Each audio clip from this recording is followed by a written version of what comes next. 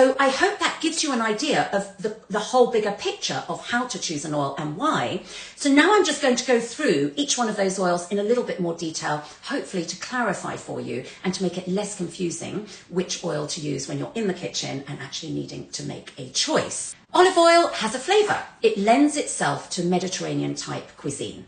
So that works well. If you are cooking Asian food, for example, whether it's stir fry with, think ginger flavours, garlic, ginger, soy sauce, olive oil isn't really the best one to choose there because it has that Mediterranean flavour. So I would then go for something like coconut oil there, or a tasteless polyunsaturated oil, which I haven't yet talked about, which are things like sunflower oil, soybean oil. You can use those at a moderately high temperature.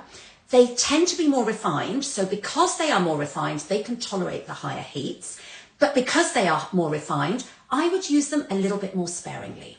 So use them if you do want to roast at a high temperature. Use if you're stir frying because you need a higher temperature there. So we're talking sunflower, soybean, grapeseed oil, even the flaxseed oil. Those are just not as tolerant if they haven't been refined. So if they're refined, because of the refining process, it's made them tolerant, and because of that, I would use them a little bit more sparingly. Doesn't mean to say you avoid. There is one oil that I'm sure you are all itching to ask me about that falls into this category, and that is rapeseed oil. It's also known as canola oil in the US and Canada. There is a difference here when it comes to rapeseed oil. There are two types. There is cold pressed, and there is the more ubiquitous refined oil. The refined rapeseed oil can tolerate high temperatures. Now, that has been through a lot of processing. What I want to take away from you is that fear when it comes to using rapeseed oil. I'm talking specifically in the UK, and I have researched this myself. I have been to the farms. I have seen how these oils are literally processed from flower to bottled oil. There are very strict regulations in the UK for all the processing and the filtration. So yes, chemicals are used to grow them because otherwise they would not be able to be produced in the quantities that are needed. But they are very strictly controlled when it comes to filtering and cleaning those oils. If it says it has been cold pressed, it literally means no heat has been added to it, or very, very minimal heat. So they tend to be more organic, so less chemicals are used in the growing, and they will be cold pressed, so they will retain a lot more benefits. I would use those at a moderate heat, moderate to low. If it is a rapeseed oil that isn't cold pressed, you can use that for higher heat cooking. It has a nutty flavour, so that lends itself to a bigger range of cooking. So, and I personally use it a lot because I use it for sauteing, and I like the fact that it has a nutty flavour. It lends itself to anything other than Mediterranean type foods, and it works well. But because I vary, I'm not only using rapeseed oil. I do use butter, I do use ghee, I do use coconut oil, certainly olive oil. So when you have a cold pressed oil, that is an oil that it's better to use raw, or at a very low temperature, so just slightly heated, and that goes for olive oil as well. When it's cold pressed, and it tends to be more expensive if it's cold pressed, so you don't really want to be negating the benefits and the cost element that you've spent a fortune on to make sure it's cold pressed, to then add heat yourself, and certainly to add too much heat where it can change nutritional profile. Think about which ones you're buying. Buy good brands, good quality, because then you know that the filtration is going to have been very well considered. Legally, all these brands have to adhere to regulations. So trust the process, trust the guidelines, and trust the manufacturers that they have no choice. They have to stick to it. I'm talking specifically in the UK when it comes to rapeseed oil.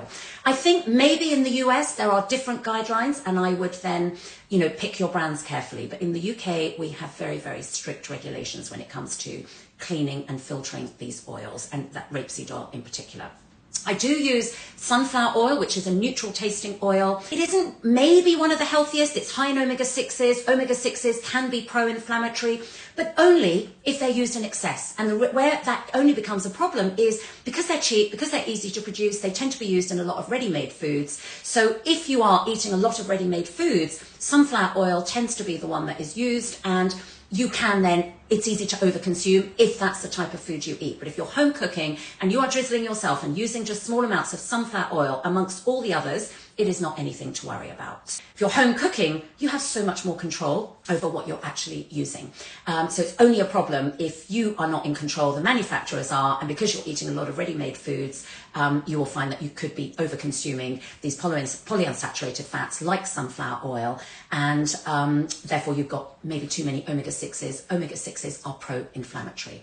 So that's something to bear in mind. When you see something like a vegetable oil, that can often be a mixture of a lot of oils, and sunflower oil could be one of them, but it could be lots of other oils. Vegetables don't really produce oils, so it has to be a mixture of everything.